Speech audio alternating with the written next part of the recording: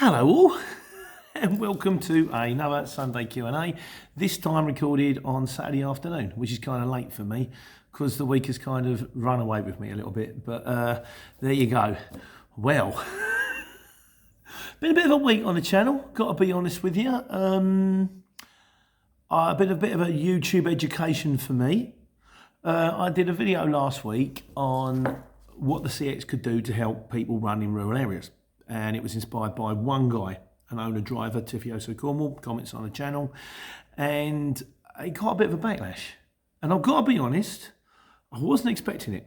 And even to this point, I'm not 100% sure quite what I did to warrant it, but I upset some people.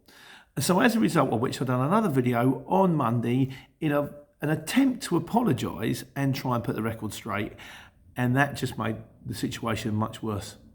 Suddenly it was like people talking and going this, that and the other, and I think I may have inadvertently, in fact I probably have inadvertently upset someone who's vulnerable, which has been bothering me all week.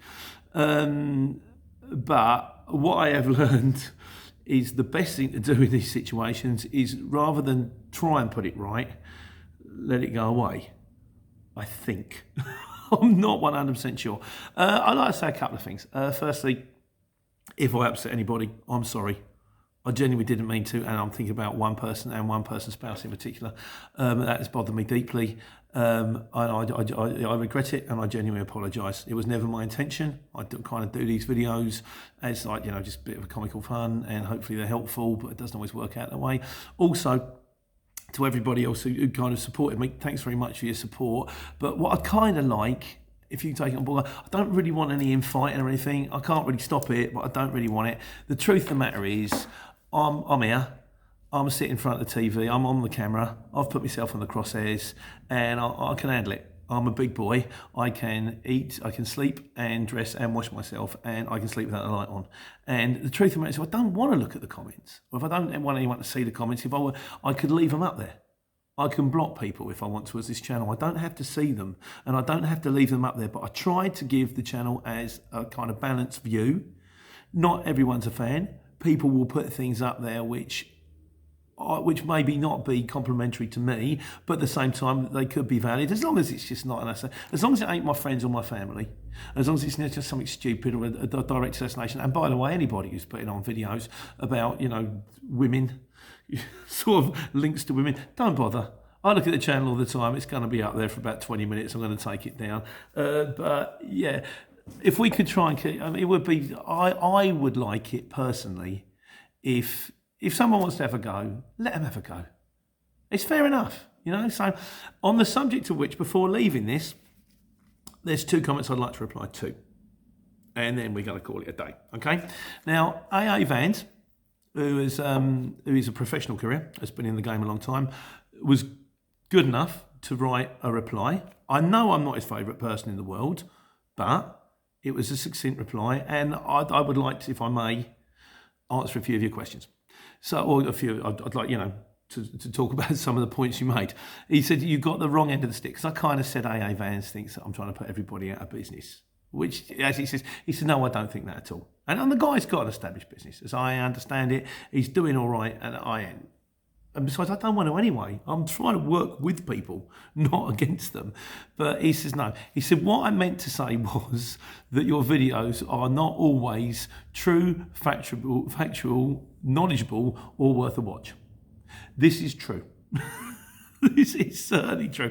I am flattered, mystified, and grateful that you guys do watch them. I never kind of expected this. But thanks, But yeah, you've got to take what I say with a pinch of salt. I do try to say from time to time, I am not the oracle on this. I don't know everything there is to know about this. A lot of the stuff that I say is wrong, or at least largely factually inaccurate. But there's only so much you can say. He also went on to say, he said it wasn't the worst video I've done, and he was surprised by the outrage. I too was surprised by the outrage. I'm still not 100% sure what I said that was so wrong, but it happened, didn't it? He also went on. He said, do I still think the CX is missing a trick? To be honest with my friend, mate, I'm going to be honest. I don't care. I live a million miles away from these places. I was trying to help one guy who's a rural driver, and it just came back and bit me. But I guess it's going to happen sometimes, and it's happened before. It'll probably happen again. He said, you've got... Hang on a second. Right. He says, you have a target audience of novices for your own personal gain. He said, I know where the channel's going. Do you have your own T-shirts or mugs yet? I am not about to put out T-shirts and mugs. I can't imagine why anybody would want to buy T-shirts and mugs. I mean, the whole idea that if someone did buy a T-shirt with my face on it and I turned up in a distribution centre to be faced by me, that would be purely horrifying. Although I have thought about it in a sort of dizzy rascal, bonkers sort of way, you know. But having said that also, yeah, I know, mate. Yeah, and I have said it before. When I started... You have to get up to 1,000 subscribers before anyone even takes notice of you. But people are starting to take notice of me now. And if someone does want to sponsor me, or if somebody does, you know, if I can nick a few quid out of the video channel, because it does take time and effort to do this, it's not a crime. And as long as, and it's not necessarily immoral either. You know, I'm kind of am allowed to earn some money for doing what I'm doing. But yeah, you know, and if I came across saying that I am the guy, you know, but I never have done that. It's kind of been a map of my life. But yeah, it's just the way it sort of evolved. It was never, I mean, I suppose when you start it up, you kind of think, wouldn't it be nice? It'd be lovely, because you hear about these guys. You hear about videos out there. I mean, it's not the greatest channel, but you hear about these videos out there of people that watch people playing video games, or watch people watching people play video games. They're not watching people play. That's not like me watching a channel of someone playing a video game. That's me watching somebody play video games. Now, in comparison to that, this is Game of Thrones, and they get paid. So it's the 21st century. I'm 50. I never expected any of this, but it's just the way it's going. And I'm not trying to do it with malice of forethought, and I am trying to help. And if I can make a few quid into the bargain, I intend to do so. I don't necessarily think that's such a bad thing. He also goes, he said, you have contributed to the membership numbers of the CX, which used to be a platform for professional drivers, is now more like a man and van forum. I don't doubt that my channel has contributed to the membership of the CX. Once again, it was not something I planned, it was not something that was intentional, it was something that was happened. It's also a minor bugbear of mine, which I've said before, is I kind of think as one of their greatest advertising tools, it would have been nice to get a bit more out of it, or something, but that didn't happen. But at the same time, as I've done a video on this recently, you know, sort of, I get my own reward. I get my own reward from YouTube. I get my own reward from people ringing up and actually meeting people and saying thank you very much. Also, I mean, I've spoken to Simple Brian about this, and he's in agreement with you, because a couple of people have been kind enough when I started, you know, to try and take me under their wing. And he said it's been going this way since, you know, for a while now. He said when it started, it was professional courier drivers. And what they would do is they would use it, and you could get proper jobs off it, proper paying jobs, not backload jobs. And now we're getting backloads on backloads, as I understand it. But they get like proper backload jobs or proper paying jobs off it. That hasn't. Now, he said it's more like man and van, which it probably is. Because when I joined, I was just a man and van. And Tony, who got me to join, he was man and van. And the guy who got Tony to join probably was as well. So it was. I imagine it's been going that way before I started. I imagine I haven't helped. It wasn't something I did intentionally. The CX doesn't ever turn around and say, you have to be a professional courier to join. If perhaps they put in some kind of barrier of entry, that could help things along a little bit. But they haven't, which is something else we've got to come to anyway. Is there a professional courier? A guy asked me this question. I've got to come back to it. But yeah, I don't deny that's the case. It was not something I intentionally set out to do. It's just something that happened. And finally, he goes, and this comes, I mean, the guy knows what he's talking about. He said, this comes from a man whose family have always had haulage. He's made a joke. He says, we used to run steam trucks. They've been running it since before the war. And then he says, you haven't got a clue. And I take on board everything you say. Now, and I totally understand. You see, now you're right. You obviously, you know, I don't have the luxury you had. I was not born into a family of hauliers, but I know what it feels like because I was born into a family of market traders. My dad was a market trader, all my uncles were market traders. We were making loads of money back in the 80s. And you kind of, you just get to know, didn't you? Because, I mean, by the age of 12, I knew how to set a stall out, how to set a rig up, the best place on the market to stand, what time to get there. Well, we used to have people turn up on us. We were all set up and ready to go by 7:30, 8 o'clock. And then you get these people coming at 7 o'clock and then you had to move your stall in to let the van in and drag it in and then push it back in. We used to call them mushrooms. And it's like, here they come, mushrooms, I haven't got a clue what they're doing. And if it was still busy, I'd still be doing it now. But the whole... They changed the playing field on me. We were working home counties markets and then they died. So we moved into London and that was phenomenal for a bit and then they died. And then at the age of 50, I dumped it in 2 weeks. I dumped the business that I had for 30 years or 25 years in 2 weeks and went into a sector that I knew absolutely nothing about. It was terrifying. It terrified my wife so much that she kind of couldn't live with it anymore. If you go back, you can see what's happened. It's all been documented. And I've had to do the whole thing from scratch. And I've had to learn it the hard way. And as I do learn it the hard way, I try and share it. Some people are kind enough to actually add comments and go, this is right, Pete, what you want to do is this, Pete, what you want to do is that. Like I say, a couple of people, my mate Brian, my mate Ben, took me under their wing at the beginning, lovely people. They've been a great help, and to them I'm grateful, And to your final comment, you haven't got a clue. Can't give you that. I'll give you everything else, but I can't give you that one. Because over the last 2.5 years, I've learned a lot. Oh, there was something else he said about the syndicate. Yeah, now just to put us right on the syndicate, because that was the one that really kicked things off in the beginning, was because I had this brilliant idea that I was going to subcontract vans on, we were going to get our own vans kind of on a subcontract basis, and that upset an awful lot of people. Looking back on it, that was a huge mistake. As far as, we called it the network, but you can call it a syndicate. There are 2 vans left on the network because there just kind of still is 2. And they've both been told that that's it. Christmas is out. We're just doing our own drivers, our own lorries, our freight forwarding and trying to find our own customers. There are no shortcuts.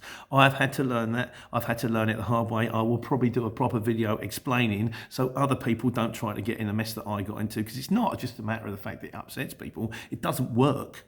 But again, I've had to find all this out the hard way. And as for I haven't got a clue, I've still got an awful lot to learn. I know that. And I've still got a long way to go. But I've come some way to get in there. So, yeah, I take on board everything you say. Like I say, none of it was intentional. The truth of the matter is I could use someone like you. Someone who knows what they're talking about, someone who would be prepared to sort of go to put people straight. I try and do these videos so that when people join the CX, they're not van and van anymore. They've kind of got, they've kind of maybe got a little bit more of sort of nonce of what's going on, and that way they might be less likely to make a mistake, which is going to give all the shippers a headache. But I also understand you're old school. And I'm the newbie, and maybe I have just got to do it the hard way. So one way or the other, I'm just going to have to do it, ain't I? And also, Longfinger. Well, I like Longfinger. He turned around and he's just one comment. He's lovely. I love Longfinger. If he thinks it's not right, he says it's not right. If he thinks it's right, he says that's right.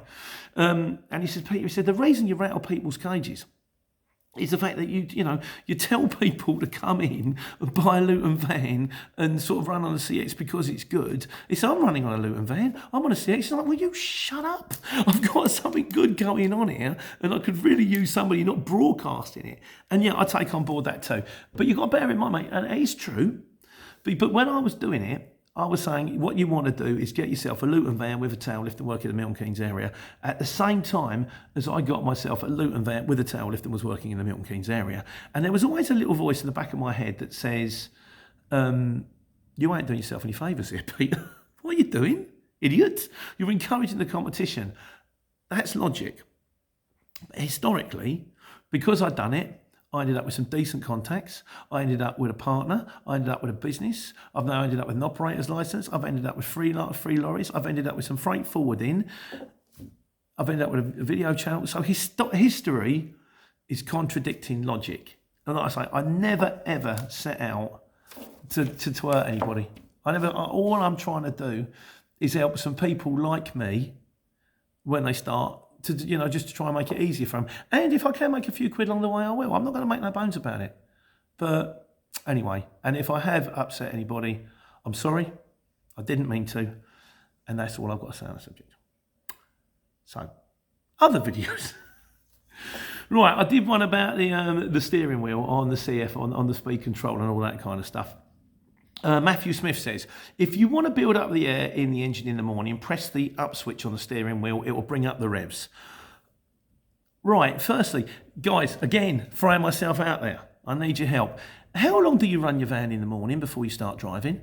Because I can leave it. I've got to be on. We put in at least 10 minutes in the morning for a walk round check. Walk round check don't take that long, not really. Not if you're running your own lorry, because you're in it all the time, so you kind of know what's wrong with it. But you really for good practice, you should have at least 10 minutes on site, I believe, in the morning for a walk round check. Should I have it running for 10 minutes? Is that environmentally friendly? Will David Attenborough be looking off my shoulder saying I'm killing penguins? Or is that good practice because it gets the engine moving, gets the oil moving, gets everything lubricated, gets it nice and warm, it's better for the motor? I don't know. So again, it's one of my I don't knows. Can I throw that one out to you guys? Comments, please. Taras says, what's with the 56? Why are trucks limited to 56? Again, from my limited understanding, I believe that this is because if you've got good tread on your tyres and you put it on the treadmill, on the wheelie thing, on the running mill thing, it comes up at 56, you'll be doing 56. If you've got very, very little tread on your tyres, it really is that much difference, I assume. It'll come up at 56, but you'll actually be doing 60. So they give themselves some leeway, as I understand it, to make sure you can't go any faster than 60. If they limit everything to 60 and you put your truck in with ball tyres, you could do 62, 64. Again, I don't know if that's true. That's just something I've heard. I've got good tread on my tyres. My truck goes 56. It's very frustrating sometimes. Ian Williams, he said he's just done the speed awareness and he shared the speed limit in the notes. It's there if you need it. Hopefully it's been done before, but yeah. Thank you, Ian. Appreciate that, mate. Graham Alex has called me a woman driver. I presume that's to do with the speed. We won't have sex on the channel, but I presume that's to do with speed. Mate, it's not down to me. I put my foot on the accelerator, it goes down to 56. I can put it on the floor after that. It doesn't go any faster than 56. That's your lot, mate. That's as fast as it goes. John Woke says, is there an app or a program, this is to do with like taco cards and digicards and all that kind of stuff, an app or a program that you can download the stuff to an Apple, to your download the taco card to an Apple device? Not that I know of. What I do now, and this has become my usual Saturday morning routine, hence the reason I'm doing the video on a Saturday afternoon, because Saturday mornings are now gone, is I have to go up, check the trucks, check the oil, check the antifreeze, check the screen wash, take all the cards, and I'll bring them back, and I've got this little card reader thing, it's upstairs, plug that in the computer. We use Taco Master. I might do one on Taco Master one day, showing you how it works. And you just plug the cards in, check the cards, check what the driver's been doing, check for infringements, check all that kind of stuff, make sure that they're playing the game correctly. And then I take the cards back, leave there over time, do the PODs. It takes a morning. But yeah, no, we use Taco Master. The best thing I find, you get yourself a plug-in thing, plug it inside of the laptop, get your card, stick it in. It costs £1 a driver a week. So if it was just me, it'd be £52 a year. Because there's free drivers, 150, so that's it stands at the moment. Chris Jones, he said, because I was saying that lorries go on further than vans. He said he's got a 13-plate LF, which had regular checks. And he said, and then the turbo failed, which caused the engine to bend a rod. And at 337,000 miles, he'd done his engine in. Mate, I've got to say, I think he was incredibly unlucky there. I mean, you can be lucky. Superhero Daniel... transport manager, says he's known Mercedes that have done 600,000 miles on their original engine. Surely, my first truck done 500,000 miles on the original engine, but we had to have a cat fitted on it, and I'm sure that killed the engine early. I had people said that engine will do 1 million miles if you look after it. I genuinely think you've just been unlucky. I do believe that truck engines go on longer than van engines. Once again, this is probably part of my naivety and stuff that I will learn as time goes by. But if anybody wants to fill me in, I'm very grateful for the input. Right, we also did one on getting to a job early. Chris C prefers getting to a job early because it's less stress. I understand that. You get there, otherwise it's like you time it badly, you get there, you can't find the place. Get there early, I'm 10 minutes early. I might get lit in, I might get loaded early, I might get a jump on my day. Or I was going to have a cup of tea, sit down, listen to the radio. Because you can just relax, it just makes you less, it's more calm, Ganesh Bashira says the same. He said definitely, particularly if it's a distribution centre or a shipping place. I've found that before. Like I say, we get the jump on the Mitsubishi jobs, and if you're the first one in, you'll get your paperwork in second or third. You might be there 10 minutes later, you might get your paperwork in 8th or 9th. It can make the difference on getting loaded by 7:30 or loaded by 8:30. Can make a hell of a difference, that one can. So, and gardening with Ray says, on the flip side of things, he said there's a regular job that comes out from mine at 11 o'clock at night. He said the guy turned up at 8 o'clock and it was like he had 3 hours waiting a cab. I think you've got to kind of try to read between the lines. You can also ring the shipper and you go, look, okay, the job says 3:30. We had one recently and it was coming out of Lowestoft and the job comes, I said the job, I took it and I couldn't do it in the end. So one of the other lorry drivers, the lorries is another weird thing. They seem to follow us around. If I've got a job going to Norwich, there's another lorry going to Norwich that day. And then the next day I'm going to Bristol and another one of my lorries is going to Bristol. Why is this? I want them in different places. Better planning could be an argument, but the way it is with the jobs at the moment, you kind of take them when you get them. So fortunately, the Bristol job was staggered, but I ended up coming back empty anyway. So, yeah, but you can always ring the shipper and you say, look, the booking time's 3:30, and he might turn around and go, you might be able to get that one earlier if you're lucky, or he might go, no chance. 3:30 is the earliest, in which case you have to factor that into the equation when you're taking the job. Right, we're on to miscellaneous now, guys.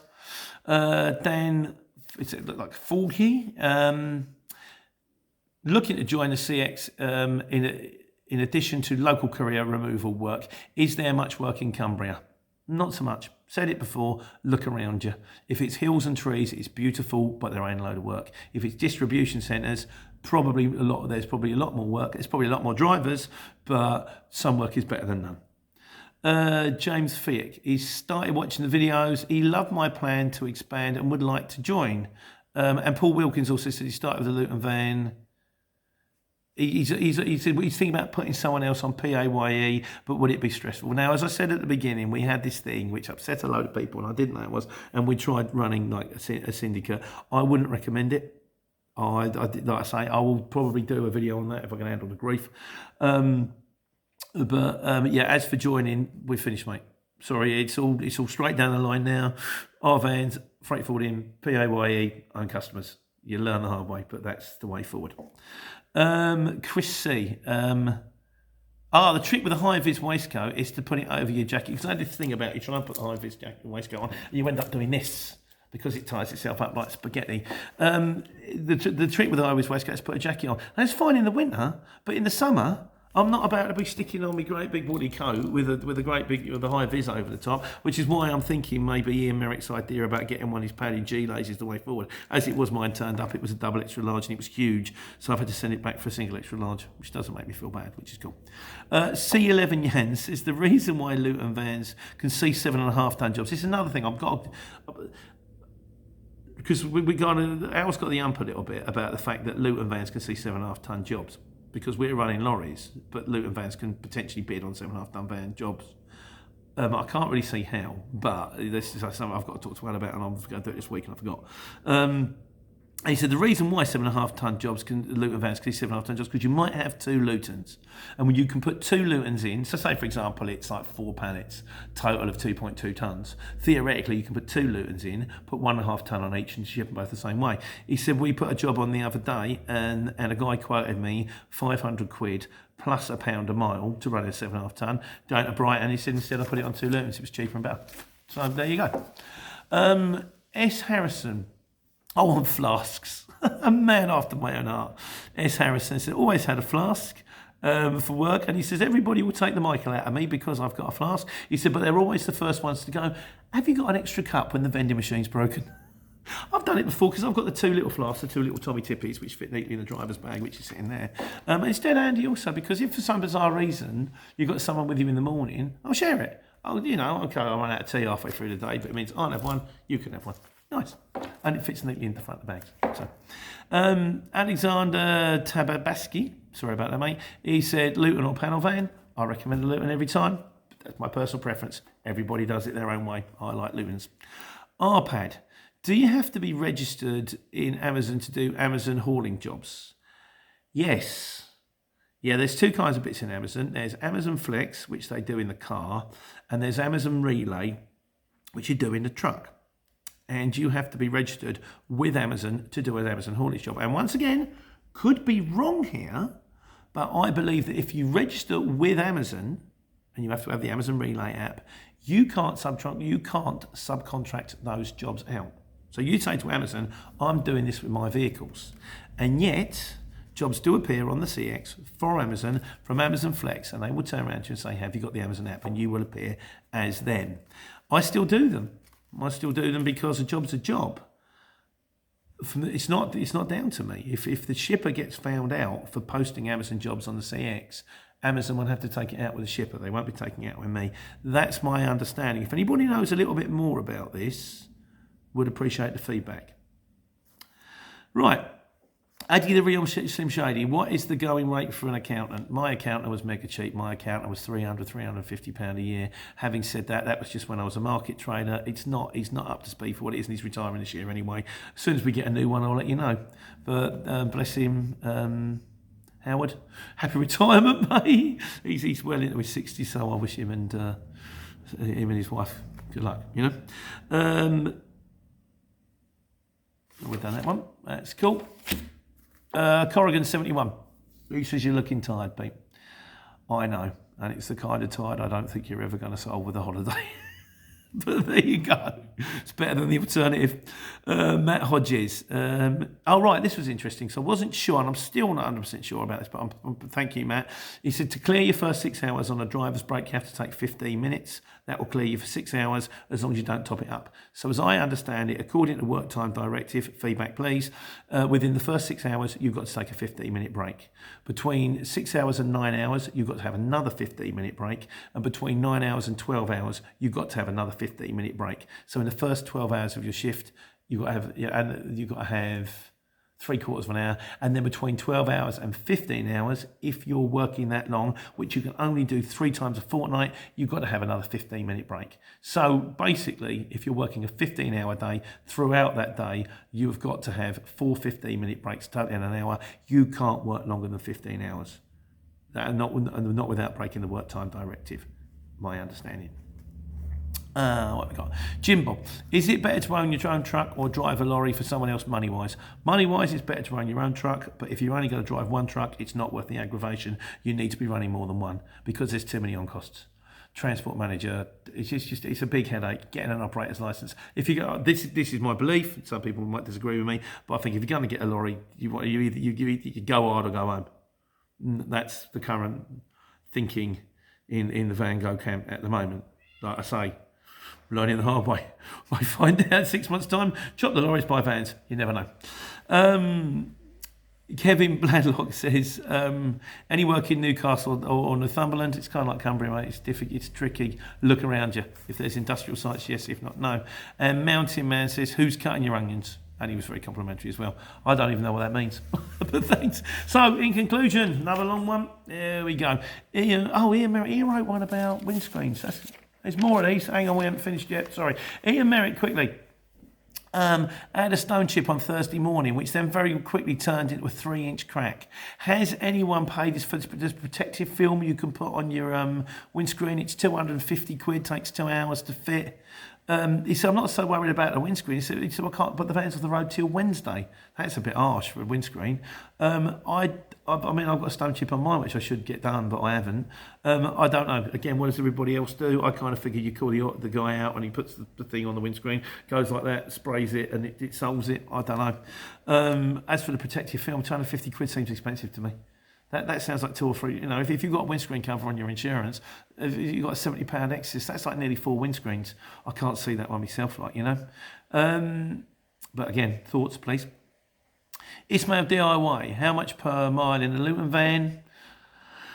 I would say 110. Some people drop as low as 90p. Some people go up as high as £1.30, one even more if you've got a curtain side, right place, right time. 110 is a general thing. There is videos in the past about how much you charge for vans. You know, running cost, all that kind of stuff. Oh, we've had a couple of others. One guy I've been speaking to on the phone, Charles, he was joining and he turned around and he says, somewhere on the might have been on the insurance, this question mark, he said, are you a professional or non-professional courier? He said, what's that? I said, I don't know. Apparently there is a thing called the RHA. Hang on, I'll have a drink here. Oh, so I got frog in my throat, sorry about that. Something on the RHA. He said it's £260 per annum. He said, I can't really see any advantage other than the fact it means you might be able to work for local councils. Again, anyone who knows any better than me, please comment. We can pass it on to Charles. I think he's joining as a non-professional courier at the moment. One that came on a text, guys, please don't text me. I'm rubbish at the social media. If you do it on an email, if you do it on a messenger, if you do it on a text, it's a very good chance I won't see it. The best thing to do is just to leave it in the notes and then I'll definitely see it because that's where I go looking for the questions. Well, I did see this one. He started 5 weeks ago in Dartford. Do you send invoices and PODs? They're fair questions. If the shipper has already paid. I always have. Because the guy might need the POD to get paid himself. But normally if you've got the money, you don't have to. What you might want to do is just send it and just write in big letters paid across the front of the invoice so we all know that it's just sort of a courtesy thing. And also, what is a good multi-drop rate? Depends on the size of your van.